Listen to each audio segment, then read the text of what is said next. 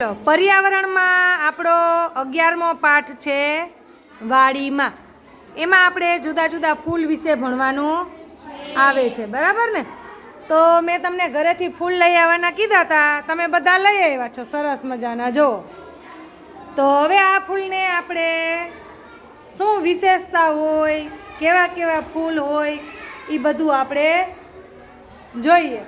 તો જો ફૂલ છે ને 3 જાતના હોય, ટીચરે અહીંયા લખ્યા છે. વાટકી જેવા હોય, ઘંટ જેવા હોય અને બ્રશ જેવા હોય. હવે વાટકી જેવા એટલે કેવા? તો કે ભાઈ ગોળ ગોળ હોય. વાટકી કેવી હોય? ગોળ. તો જો હા, આવા વાટકી જેવા, બરાબર? આ કેવા છે? આખું ગોળ ફૂલ હોય તો એ વાટકી જેવું કહેવાય. કેવું કહેવાય? હા. પછી ઘંટ જેવા એટલે કેવા? તો કે ભાઈ આપણે મંદિરે જતા હોય તો અહીંયા ઓલો ઘંટ વગાડીએ, ખબર છે? ઉપરથી સાંકડો હોય, નીચે જતા પોળો થઈ જતો હોય. દાખલા તરીકે આપણું કરેણનું ફૂલ છે આ, તો આ કેવું કહેવાય? ઘંટ જેવું. અને બ્રશ જેવું એટલે કેવું? તો કે એકદમ લાંબુ લાંબુ આપણે બ્રશ હોય એ ટાઈપનું, બરાબર? દાખલા તરીકે તમે બાવળ જોયો હશે, તો બાવળમાં આવું ફૂલ થાય ને? આ શેનું ફૂલ છે? હા. તો આવું લાંબુ લાંબુ આપણે બ્રશ કરીએ એવું હોય તો એને કેવું કહેવાય? બ્રશ જેવું ફૂલ, બરાબર? તો હવે આપણે આ બધા ફૂલ છે એને ઓળખીએ કે કયા બ્રશ જેવા છે, કયા ઘંટ જેવા છે ને કયા વાટકી જેવા છે, બરાબર? તો આપણે પહેલાં લઈએ આ જાસૂદનું ફૂલ. આ કેવું થશે? વાટકી જેવું. તો આપણે આમાં મૂકશું ને? ચલો પછી હવે જોઈએ આ ફૂલ છે, બરાબર? આને અમે તો 100 કૌરવ 5 પાંડવ ને 3 ઋષિ એવું કહેતા. આનું સાચું નામ તો મને નથી ખબર શું કહેવાતું હોય, બરાબર? શું? હાથી તો મેં કીધું ને દીકરા. તો આનો આકાર કેવો થશે? હા, ગોળ ગોળ છે એટલે વાટકી જેવો, બરાબર? પછી આ શેનું ફૂલ છે? આ કરેણ છે ટીચરના હાથમાં. શેનું એ? આનો આકાર કેવો થશે? હા, વાટકી જેવો, બરાબર? પછી આ શું છે? આનો આકાર કેવો થશે? હા, ગોળ એટલે વાટકી જેવો. જો આ બધા ફૂલ કેવા છે? હા. ચલો હવે આવા ઘંટ જેવા કોઈ લાવ્યા હોય તો લાવો. ચલો ઘંટ જેવું એક કરેણ તો આવી ગયું. કરેણ સિવાય બીજા? ચલો આ ભીંડાનું ફૂલ છે. ભીંડાનું જ છે ને?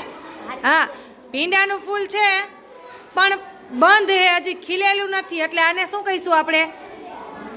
કળી. સરસ. શું કહીશું? પણ આ ભીંડાનું ફૂલ પણ કેવું થાય? આ કરેણની જેમ જ થાય ને? આમ કરીને છેલ્લે જતા પોળું, ઘંટ જેવું. એટલે ભીંડાનું ફૂલ કેના જેવું હોય? ઘંટ જેવું. ચલો હવે ઘંટ જેવા કોઈ લાવ્યા છે? ચલો ઘંટ જેવા આપને બહુ ઓછા જોવા મળે. એ ઓલું નવું ફૂલ એ લાવતો એ આંકડાનું શેનું છે? હા. ચલો આ શેનું ફૂલ છે? આનો આકાર કેવો છે? ગોળ. એટલે શું કહીશું? હા, જો આ ફૂલ ઓળખી જવા જોઈએ આપણે. શેનું છે? હા. એટલે મોટા ભાગે આપણે ફૂલ વધારે પડતા કેવા જોવા મળે? જો આ બધા ફૂલ છે, બરાબર? આપણે જોઈ, પણ આમાં મોટા ભાગે કેવા ફૂલ જોવા મળે આપણે? ઘંટ જેવા બહુ ઓછા જોવા મળે. અને બ્રશ જેવા તો આપણે આ દિલીપભાઈ એક જ લાવ્યા હે, બરાબર ને? બાવળનું. બીજા કોઈ તમે આવા જોયા હે બ્રશ જેવા? આપણી ઓલી સ્કૂલે સોનમહોર હતો, યાદ છે? એમાં પીળા પીળા લાંબા લાંબા આવા આવતા. હા, તો ઈ હા, બદામનું ફૂલ કેવું હોય? હા, એટલે એને કેવું કહેવાય? બ્રશ જેવું. પછી બીજે ક્યાંય તમે જોયા હે? ટીચરે ઓલું લીમડાનું શું બનીને પીવડાવ્યું તું, યાદ નથી? એના ફૂલ કેવા હતા? કેવા હતા? હા, ઓમ અંદર વાટકી જેવું લાગે નાનું નાનું, પણ આમ લાંબા લાંબા હતા ને, લાંબામાં આખું ઝુમખું હતું, તો ઈ કેવું કહેવાય? હા, તો હવે તમને આ ફૂલના જુદા જુદા પ્રકાર પાડવાના કે તો આવડી જાય? તમે બધા ઓળખી જાઓ?